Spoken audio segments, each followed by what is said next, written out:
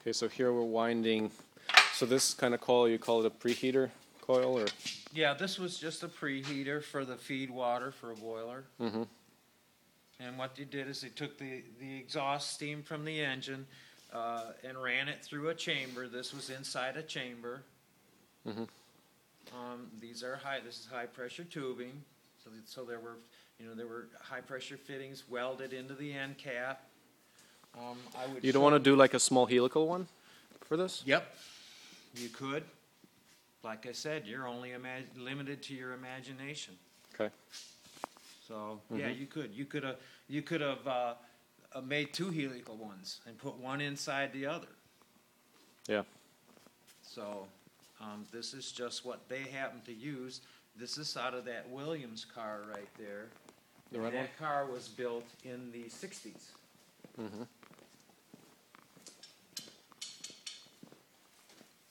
And we've done a body off restoration on this frame. This frame has been sandblasted and painted. There's the condenser, and all of this tubing has been remanufactured.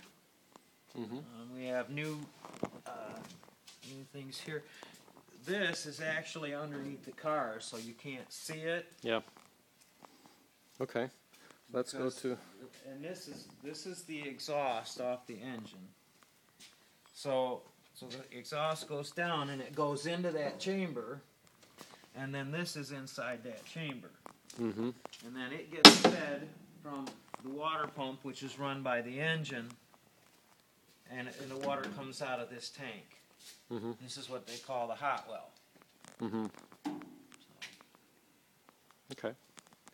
Let's go to the winding part. But you're only limited, like I said, you're only limited to your imagination. And we'll do 2 hairpins on this.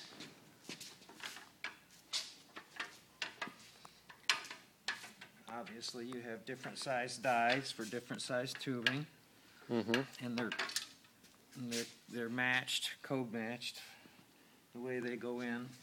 What do they do with that other one?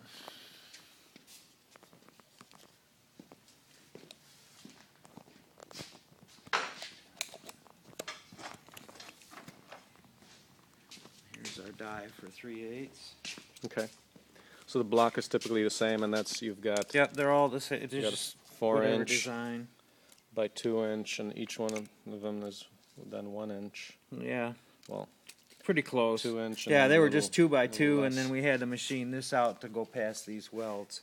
Yep. So you just put that in there. Bring it around. Put your tube in there.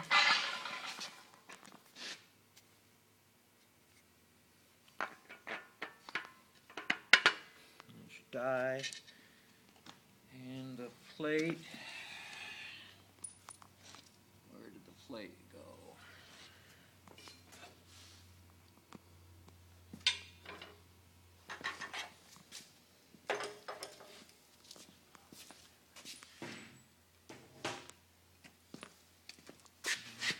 That's what happens when you get to doing things. And here we go.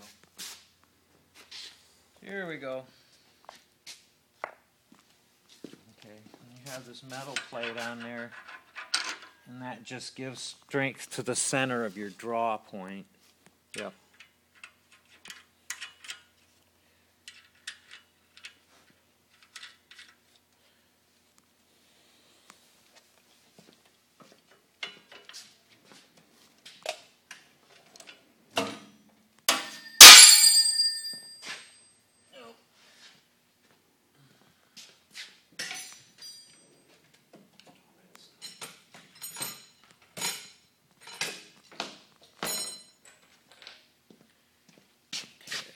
And then you just... Now this is kind of critical. Mm-hmm. Your draw pressure, because if you make it different, your coils are going to be looser or tighter depending on how hard this is clamping your tube. So If you wanted to be technical, you could take an inch-pound torque wrench and just make sure that it's the same inch-pounds every time you pull one through. The hole drilled is exactly what?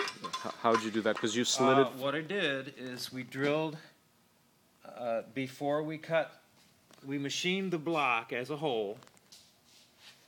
Mm-hmm. And then drilled. I'm sorry. Unprepared for a tutorial. Okay, we just took the nylon, cut it into a 2-inch square block, and then put it in the mill and got everything square. Okay. Okay. And we drilled our 2 3/8 holes for this. Mm-hmm. Then we milled this out to clear the welds. Then we flipped it over, drilled the same diameter hole as the pipe. Mm-hmm. Then take it over to the bandsaw, cut it in half, and that gives you, that then actually makes this a smaller diameter, Yep. and it'll clamp on the tube and give you some draw pressure. Okay. Mm-hmm. Yep. Okay. And then the draw pressure is such that you can't turn it by hand easily? Nope. You want it to be pretty snug. Uh-huh.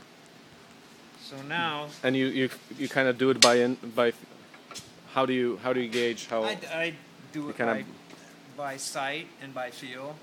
Yeah. The half-inch tubing that we're pulling, the dies actually kind of, when they come together, the seam kind of looks like a little wedge. So when you just get that wedge almost drawn together where it's not a wedge anymore, that's just how I gauged it. Yep. So, and it's not super critical, but if you get really tight on one and really loose on another, you're going to have some variance in your coil, your end result of your coil. So best would be to basically record how many turns you put on the screws. And Yeah, or like I said, use an inch-pound torque wrench. Yeah. You know, maybe tighten each bolt head or each nut to 10 inch-pounds or something like that. I've never measured it because the stuff that we're building, it's not like you're building a watch. You Okay. know? Yep. So Okay. there's always room for a little bit of error. Mm-hmm. Okay, so let's run this. So now we have to bolt this down. I also have to see where we're at here.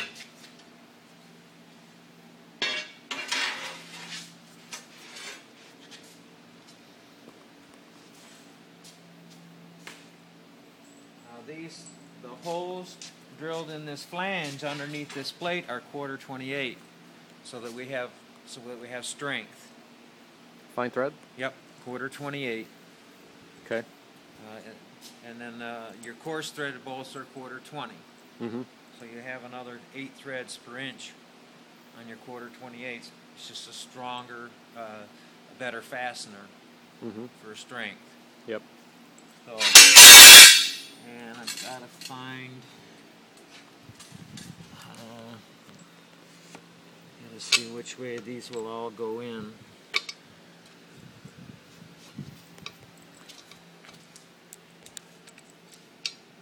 Like I said, these holes aren't exactly 90 degrees apart. So,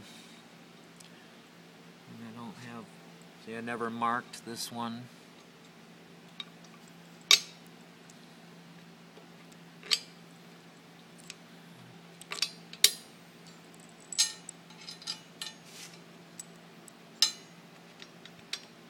Feels pretty good right there. So now we'll put our plate back up here. Oh, and you'll notice this is a welded plate, 1/4 inch. The weld is up because you need a flat surface on the bottom for your pipe to clear and not get all scarred up. Mm-hmm. So that's 3 inches Mm-hmm. by about 7.5. Yeah.